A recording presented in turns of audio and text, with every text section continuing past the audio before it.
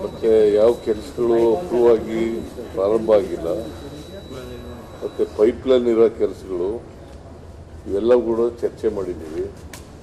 ಕೆಲವೆಲ್ಲ ಅಪ್ಗ್ರೇಡ್ ಮಾಡಬೇಕು ಅಂತ ಹೇಳಿದ್ವಿ. ಈಗ ಮಾನಂದವಾಡಿ, ಕೇರಳ ರೋಡು, ಗುಂಡ್ಲುಪೇಟೆ, ಮೈಸೂರು ರೋಡು, ಆಮೇಲೆ ಬೇಲೂರು, ಹಾಸನ್, ಚಿಕ್ಕಮಗಳೂರು ಮಾಡಬೇಕು.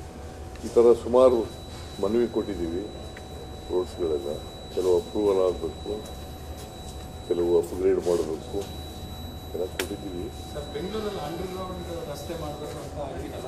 ಅದು ಚರ್ಚೆ ಮಾಡಲಿಲ್ಲ.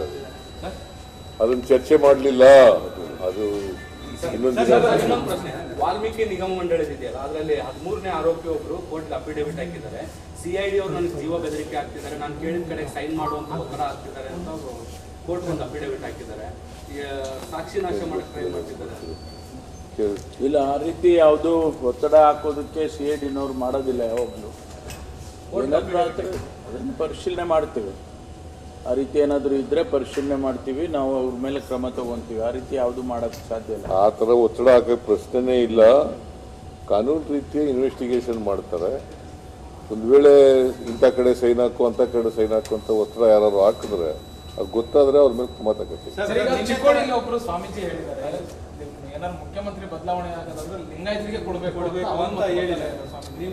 ನೋಡ್ರಿ, ಸ್ವಾಮೀಜಿಗಳಿಗೂ ರಾಜಕೀಯಕ್ಕೂ ಸಂಬಂಧ ಇಲ್ಲ.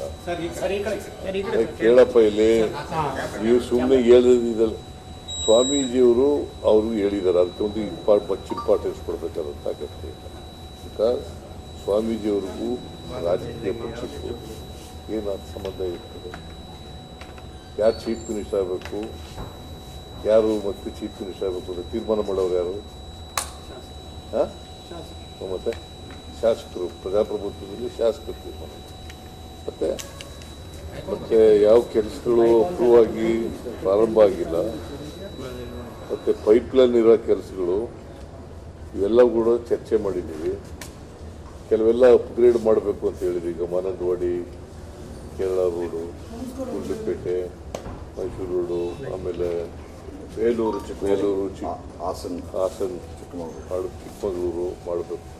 ಈ ಥರ ಸುಮಾರು ಮನವಿ ಕೊಟ್ಟಿದ್ದೀವಿ. ರೋಡ್ಸ್ಗಳೆಲ್ಲ ಕೆಲವು ಅಪ್ರೂವಲ್ ಆಗಬೇಕು, ಕೆಲವು ಅಪ್ಗ್ರೇಡ್ ಮಾಡಬೇಕು ಎಲ್ಲ ಕೊಟ್ಟಿದ್ದೀವಿ. ಅದು ಚರ್ಚೆ ಮಾಡಲಿಲ್ಲ. ಅದನ್ನು ಚರ್ಚೆ ಮಾಡಲಿಲ್ಲ. ಅದು ಇನ್ನೊಂದು ಪ್ರಶ್ನೆ. ವಾಲ್ಮೀಕಿ ನಿಗಮ ಮಂಡಳಿ ಇದೆಯಲ್ಲ, ಅದರಲ್ಲಿ 13ನೇ ಆರೋಪಿ ಒಬ್ರು ಕೋರ್ಟ್ ಅಫಿಡೇವಿಟ್ ಹಾಕಿದ್ದಾರೆ. CID ಅವರು ನನಗೆ ಜೀವ ಬೆದರಿಕೆ ಆಗ್ತಿದ್ದಾರೆ, ನಾನು ಕೇಳಿದ ಕಡೆ ಸೈನ್ ಮಾಡುವಂತ ಒತ್ತಡ ಆಗ್ತಿದ್ದಾರೆ ಅಂತ ಕೋರ್ಟ್ ಒಂದು ಅಫಿಡೇವಿಟ್ ಹಾಕಿದ್ದಾರೆ. ಸಾಕ್ಷಿ ನಾಶ ಮಾಡಕ್ಕೆ ಟ್ರೈ ಮಾಡ್ತಿದ್ದಾರೆ. ಇಲ್ಲ, ಆ ರೀತಿ ಯಾವುದು ಒತ್ತಡ ಹಾಕೋದಕ್ಕೆ CIDನವ್ರು ಮಾಡೋದಿಲ್ಲ. ಯಾವಾಗಲೂ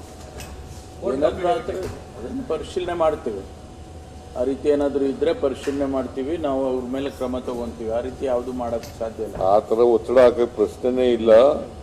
ಕಾನೂನು ರೀತಿಯ ಇನ್ವೆಸ್ಟಿಗೇಷನ್ ಮಾಡ್ತಾರೆ. ಒಂದು ವೇಳೆ ಇಂಥ ಕಡೆ ಸೈನ್ ಹಾಕು, ಅಂಥ ಕಡೆ ಸೈನ್ ಹಾಕು ಅಂತ ಒತ್ತಡ ಯಾರು ಹಾಕಿದ್ರೆ ಅದು ಗೊತ್ತಾದರೆ ಅವ್ರ ಮೇಲೆ ಕ್ರಮ ತಗೋತೀವಿ. ಚಿಕ್ಕೋಡಿಯಲ್ಲಿ ಒಬ್ಬರು ಸ್ವಾಮೀಜಿ ಹೇಳಿದ್ದಾರೆ, ಏನಾದ್ರು ಮುಖ್ಯಮಂತ್ರಿ ಬದಲಾವಣೆ ಆಗೋದಾದ್ರೆ ಲಿಂಗಾಯತರಿಗೆ ಕೊಡಬೇಕು ಅಂತ ಹೇಳಿದ್ದಾರೆ. ನೋಡ್ರಿ, ಸ್ವಾಮೀಜಿಗಳಿಗೂ ರಾಜಕೀಯಕ್ಕೂ ಸಂಬಂಧ ಇಲ್ಲ. ಕೇಳಪ್ಪ, ಇಲ್ಲಿ ನೀವು ಸುಮ್ಮನೆ ಹೇಳಿದಲ್ಲ. ಸ್ವಾಮೀಜಿಯವರು ಅವರು ಹೇಳಿದ್ದಾರೆ, ಅದಕ್ಕೆ ಒಂದು ಇಂಪಾರ್ಟೆನ್ಸ್ ಕೊಡಬೇಕಾದಂತ ಅಗತ್ಯ ಇಲ್ಲ. ಬಿಕಾಸ್ ಸ್ವಾಮೀಜಿಯವ್ರಿಗೂ ರಾಜಕೀಯ ಪಕ್ಷಕ್ಕೂ ಏನು ಸಂಬಂಧ ಇರ್ತದೆ? ಯಾರು ಚೀಫ್ ಮಿನಿಸ್ಟರ್ ಆಗಬೇಕು, ಯಾರು ಮತ್ತೆ ಚೀಫ್ ಮಿನಿಸ್ಟರ್ ಆಗಬೇಕು ಅಂತ ತೀರ್ಮಾನ ಮಾಡೋರು ಯಾರು? ಮತ್ತೆ ಶಾಸಕರು. ಪ್ರಜಾಪ್ರಭುತ್ವದಲ್ಲಿ ಶಾಸಕರು ತೀರ್ಮಾನ. ಮತ್ತೆ ಹೈಕಮಾಂಡ್ ತೀರ್ಮಾನ.